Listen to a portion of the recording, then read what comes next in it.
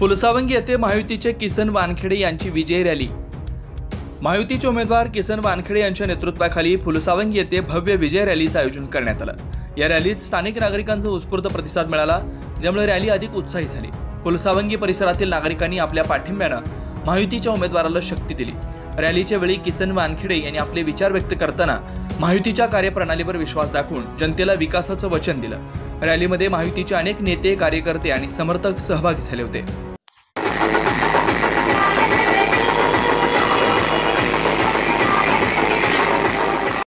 जय श्रीराम। कालची जे निवडणूक झाली त्यामध्ये बीजेपीचा विजय झाला।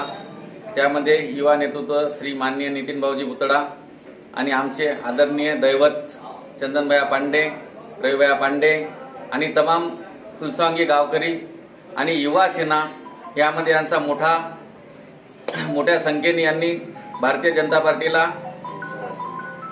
सपोर्ट केला आणि त्यामुळे भारतीय जनता पार्टीचा घवघवीत यश मिळालं आणि नितीन भाऊला यश मिळालं आणि त्यांच्या कर्तृत्वाला यश मिळालं। त्यामुळे आमचे किसनरावजी वानखेडे घवघवीत यशाने विजयी झाले। फुलसावंगी येथील तमाम जनतेने आणि तमाम युवा सेनेने त्यांना खूप पाठिंबा देऊन घरपोच मताने विजय केलं। त्याबद्दल सगळ्या गावकऱ्यांचे, फुलसावंगी वासियांचे अभिनंदन।